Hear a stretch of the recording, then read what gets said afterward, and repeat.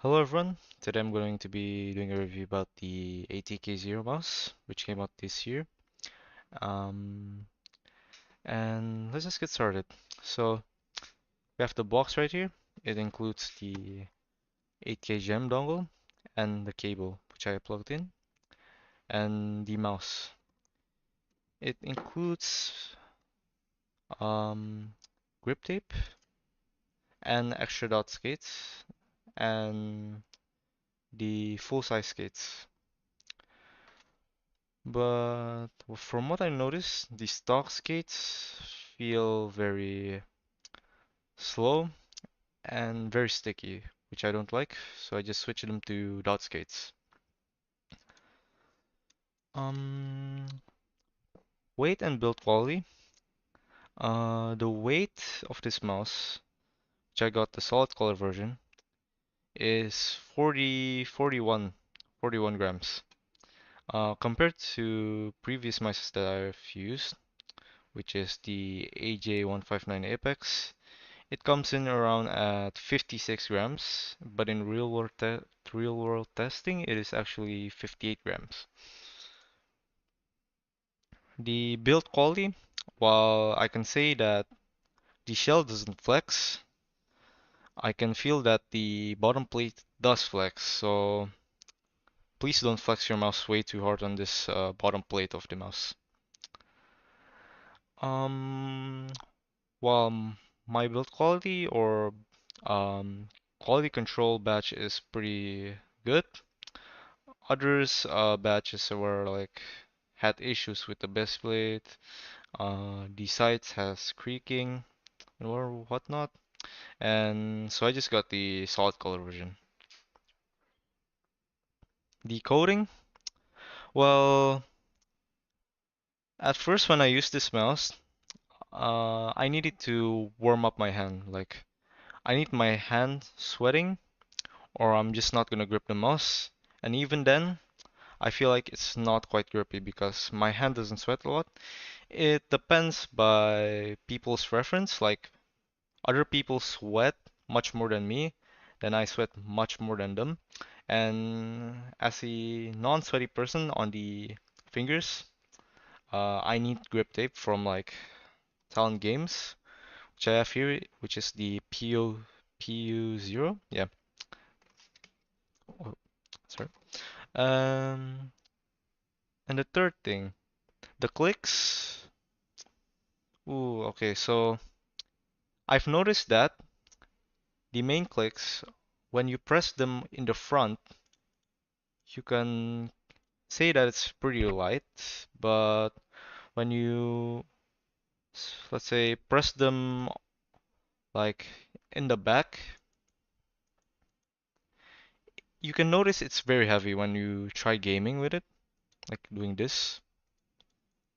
It's pretty heavy, and you need so much force. As you can see, my fingers here, but this, very light. My fingers don't bend at all. Um, the left and right side clicks are very consistent, and this is the middle click right here. Very tactile. Even the wheel feels tactile. And the side buttons. The side buttons, you can notice this one feeling a little bit more tactile than this one for some reason. The post travel, there's not much post travel compared to like um my mice right here. Um yeah, the AJ159 Apex has a lot more side travel. And also these budget mice. From Red Dragon, yeah, a lot of post travel. Even the clicks feel post travel.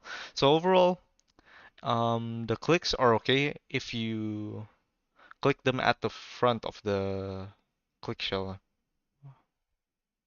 Yeah, if you click them at the front here, it feels pretty light, but if you click them at the back here, it feels pretty heavy. So keep your fingers at the front.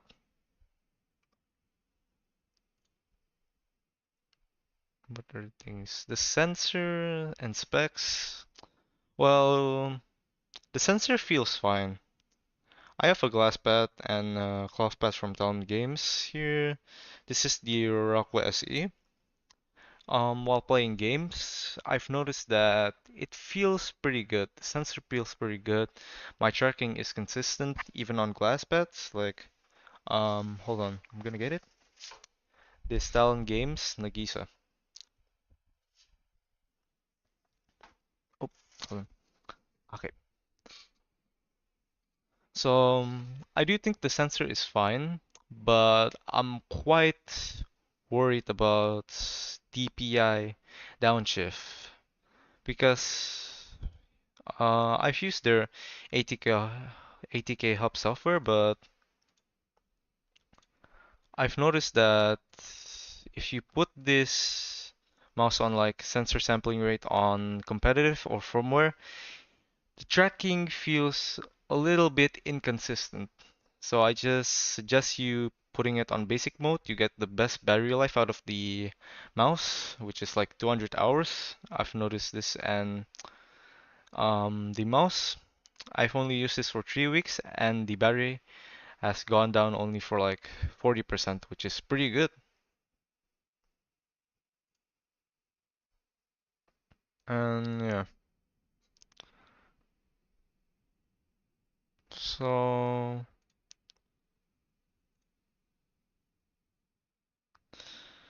the battery life, it is paired with like a 300 milliamp per hour battery, which is pretty good when paired with its MCU like the 54L series.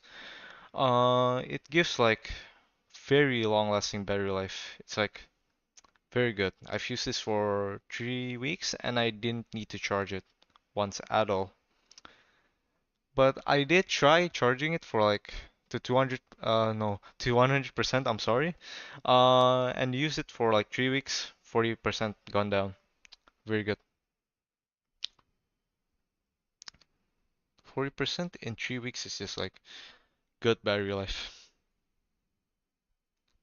The click latency, I've seen the reviews online from other reviewers that the click latency is about like 0.2 milliseconds, but on the extreme version it's like 0.18 milliseconds, which you're not gonna be noticing at a glance because, well, we're humans. The shape, well, at the start, I compared it to like the AJ159 Apex, right? And the Red Dragon.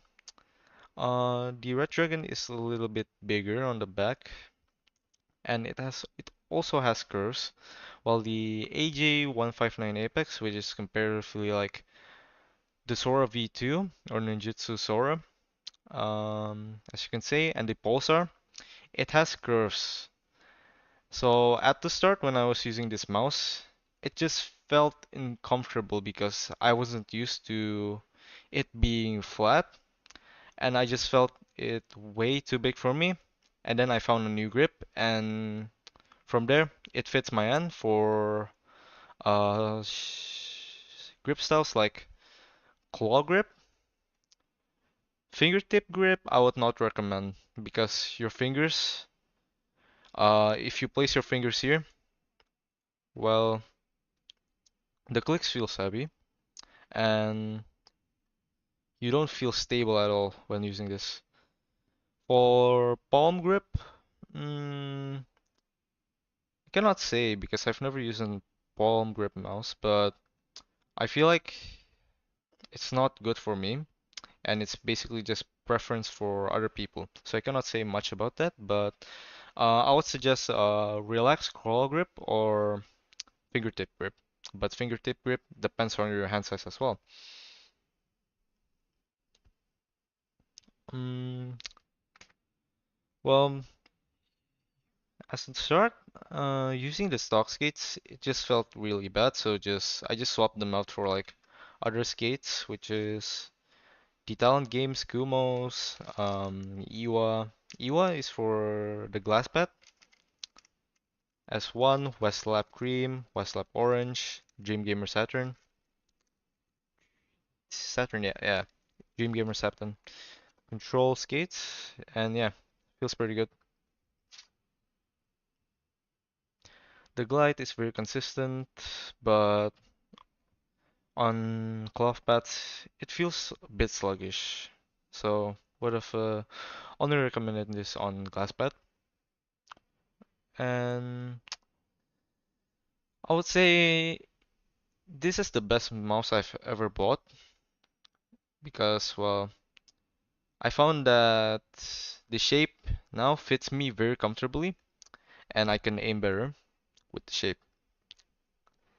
Compared to mouses like the AJ159 Apex, I've noticed that when I try tracking, it just feels way inconsistent. Like the tracking, I'm tracking, right? But it feels like when I'm doing small movements, it doesn't track correctly because I'm playing on 3200 DPI, and there's a thing called DPI downshift, which other YouTubers have explained it. And yeah, next thing is, well, you can say that this mouse is comparatively like half the price of a Superlight, or you can say Pulsar, Well mouse. Well, it's definitely a good budget mouse, and it has high-end specs like the Sensor 3950, um, and the MCU, which is a Nordic, which is 4054L series. And yeah, that's all I have today. Thank you.